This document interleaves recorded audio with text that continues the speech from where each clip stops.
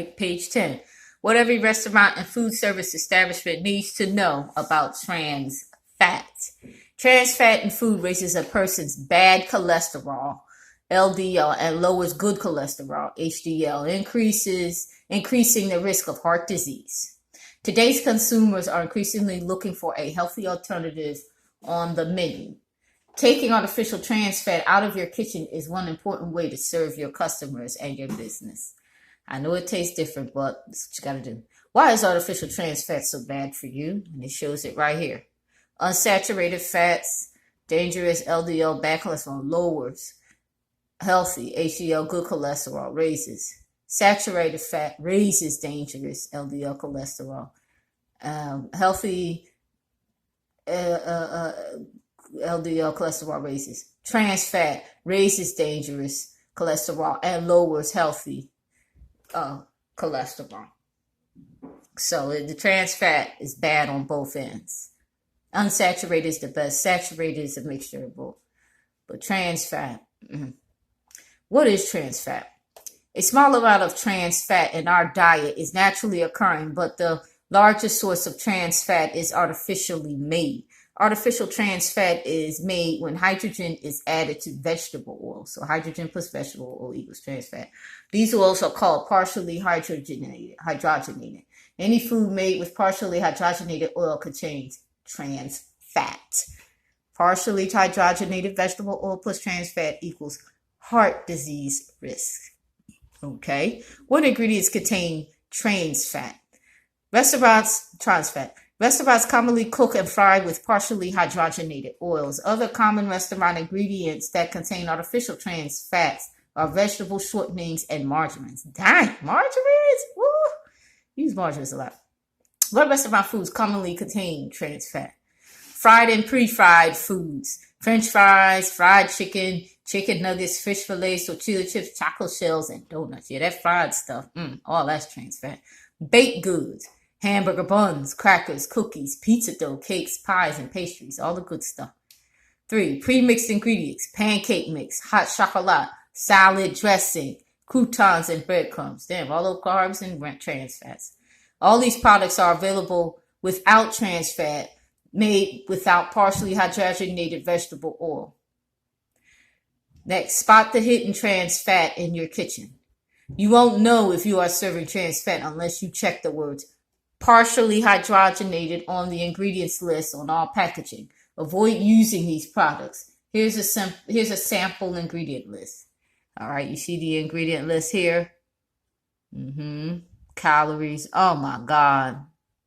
Cholesterol says no.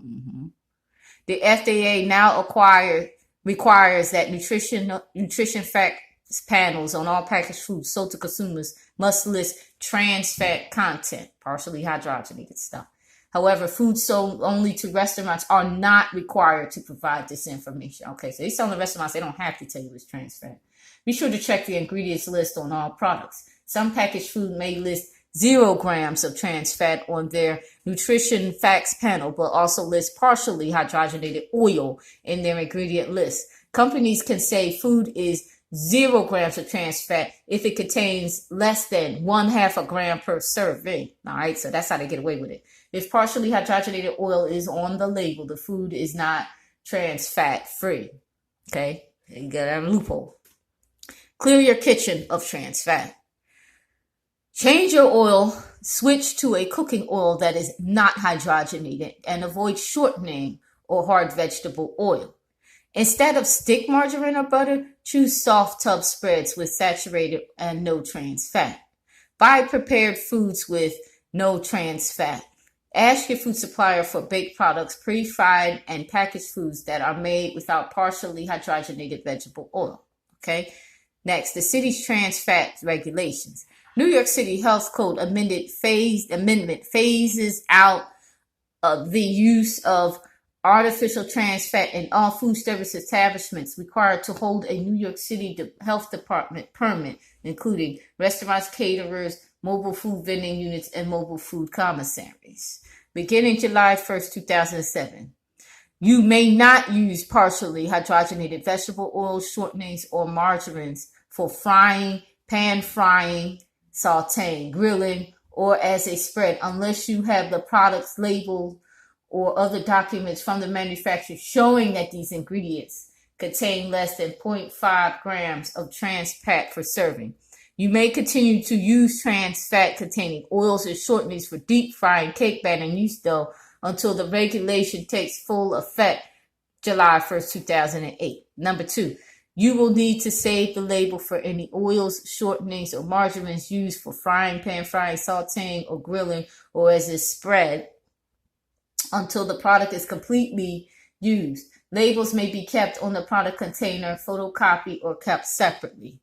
3, you will need to save the label for any oil, shortenings, or margarine used for frying, pan frying, sauteing, or grilling as a spread until the product is completely used. Labels may be kept on the product container, photocopied, or kept separately. Beginning July 1st, 2008. No food containing partially hydrogenated vegetable oils, shortenings, or margarines with 0.5 grams or more trans fat per serving may be stored, used, or served by a food service establishment. Dang. You can't have more than 0.5 grams of trans fat. The regulation does not apply to food served in the manufacturer's original sealed package, such as a bag of potato chips. All right. Packaging, such as a package of potato chips. Okay. So it's not the manufacturer, it's the establishment that have to go by this. How do I tell if a particular product is allowed under regulation? Step 1, look at the package label or ingredient list to see if partially hydrogenated shortening or margarine are listed. If none of these terms appear, you may use the product. If any of these terms are listed, go to step 2 to see if the product contains too much trans fats. You're not allowed to sell food that has too much over that trans fat regulation.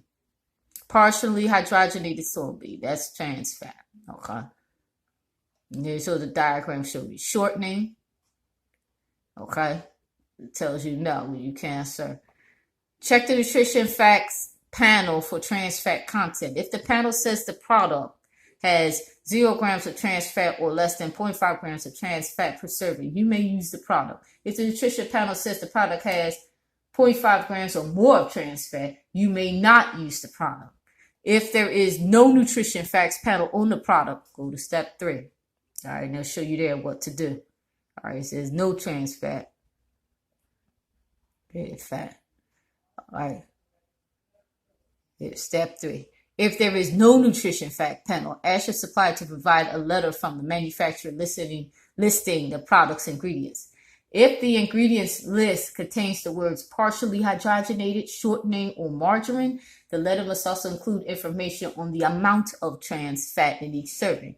As in step 2, if the product has 0 grams of trans fat or less than 0.5 grams of trans fat per serving, you may use it. The letter should be on the manufacturer's letterhead and show the manufacturer's name and address.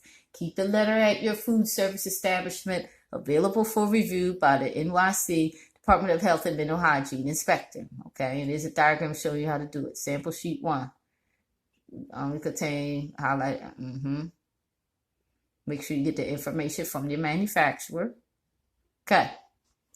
Also beginning July 1st, 2008, when the regulation takes full effect, you will need to save the label for any food containing oil, shortenings, margarines, regardless of how you use the product. For instance, if you are frying frozen French fries, you should save the label for both the frying oil and the French fries until both have been completely used. When buying containers of oil that are shipped in a box, the containers may not have labels, but the box should. Save the ingredients label and the nutrition facts panel from the box along with the product's brand name and common name until the product has been completely used.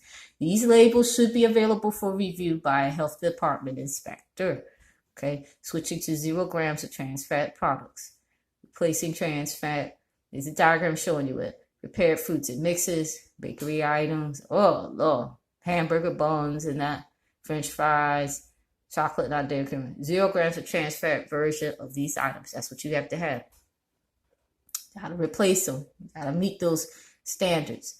Replacing trans fat baking, vegetable shortening, and margarine. 0 grams of trans fat. Here's the diagrams here. Where to get help? Trans Fat Help Center. To find out about the foods and see if they have any trans fat and see if you're allowed to use them. The diagram. Ugh, all those unhealthy foods.